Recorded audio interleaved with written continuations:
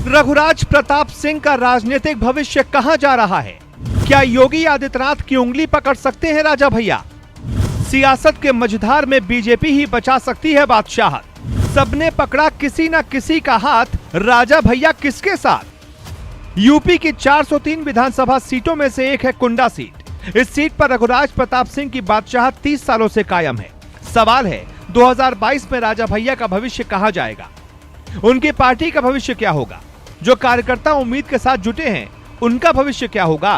100 सीटों पर चुनाव लड़ने का दावा करने वाले राजा भैया ये बात अच्छी तरह से जानते हैं कि अगर योगी का आशीर्वाद मिल जाए तो वो कुछ सीटों पर भी खुश हो सकते हैं, क्योंकि यूपी की किसी भी पार्टी की जीत तभी हुई है जब उसे किसी बड़ी पार्टी का सहारा मिला हो। राजा भैया अपनी सीट तो जीत सकते हैं, लेकिन बाकी सीट तभी जीत पाएंगे जब उनके सिर पर किसी बड़ी पार्टी का हाथ होगा। अब सवाल उठता है कि वो हाथ किसका होगा और क्यों? राजा भैया के पास कुछ जिलों में ठाकुर जातियों का वोट है। एक जाति के आधार पर कोई भी पार्टी चुनाव नहीं जीतेगी।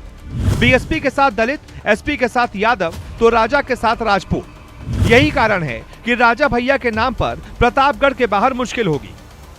सियासत में बाकी पार्टियों के लिए सारे रास्ते खुले होते हैं, लेकिन राजा भैया के साथ एक दिक्कत है, खुलकर दुश्मनी, खुलकर दोस्ती। यही कारण है कि अखिलेश यादव के साथ खुलकर दुश्मनी का ऐलान हो चुका है। मायावती के साथ राजा भैया हाथ मिलाने के लिए तैयार नहीं होंगे। कांग्रेस के साथ ऐसे हालात बनते नहीं दिख रहे हैं, तो फिर एक पार्टी बचती है जिसके साथ वो हाथ मिलाकर अपनी बादशाहत और अपनी पार्टी का वजूद दोनों बचा सकते हैं, और वो है योगी आदित्यनाथ और उनकी पार्टी बीजेपी। यानी अखिलेश के साथ उम्मीद नहीं है, क्योंकि अखिलेश ने कहा वो पहचाने नहीं, राजा ने कहा हम जानते नहीं। मायावती के साथ तो किसी भी हाल में राजा भैया नहीं जाएंगे। अब ऐसे में राजा भैया ये काम कर सकते हैं। राजा भैया अखिलेश यादव और मुलायम सिंह यादव दोनों की ही सरकारों में मंत्री रहे हैं, लेकिन साल 2018 में हुए राज्यसभा चुनाव के दौरान अखिलेश यादव और राजा भैया के बीच रिश्ते बिगड़ गए, जिसके बाद राजा भैया ने अपनी खुद की पार्टी जनसत्ता दल लोकतांत्रिक बना ली। कहा जाता है कि राजा भैया ने अपनी नई पार्टी बीजेपी के आशीर्वाद से बनाई थी। दरअसल बीजेपी चाहती थी कि राजा भैया उत्तर प्रदेश में एक राजपूत नेता की छवि रखते हुए यूपी की कुछ विधानसभा सीटों पर अपनी पार्टी से जीत दर्ज करें, जहां राजपूतों की आबादी ज्यादा है। और चुनाव के बाद जब भारतीय जनता पार्टी को कुछ सीटों की अगर जरूरत पड़ी तो राजा भैया अपने विधायकों के साथ बीजेपी को समर्थन दे दें, क्योंकि राजा भैया के रिश्ते भारतीय जनता पार्टी और उसके कोर लीडरशिप के साथ अच्छे हैं। राजा भैया बेशक अखिलेश यादव से अदावत कर लें, लेकिन वो जानते हैं उनकी जीत राजपूत वोटों से नहीं, मुस्लिम और यादव वोटों से होती है। अखिलेश यादव से खुलकर दुश्मनी और मुलायम सिंह को झुककर प्रणाम, ये साबित करता है कि वो यादवों और मुस्लिमों को नाराज नहीं करना चाहते।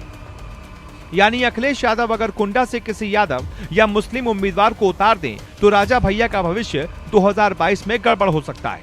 इसलिए राजा भैया खुलकर अखिलेश यादव के खिलाफ कुछ नहीं बोलते। राजा भैया और योगी एक तराजू में नहीं आएंगे, क्योंकि एक की छवि एंटी बाहुबली है तो दूसरे की छवि बाहुबलियों की रही है। राजा भैया के कुंडा और बाबागंज क्षेत्र में यादव मतदाताओं का दबदबा है।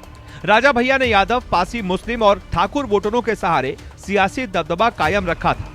वहीं बसपा छोड़कर सपा में आए पूर्व मंत्री इंद्रजीत सरोज और राजा के कभी करीबी रहे गुलशन यादव और छविनाथ यादव उनके धुर विरोधी हो गए हैं।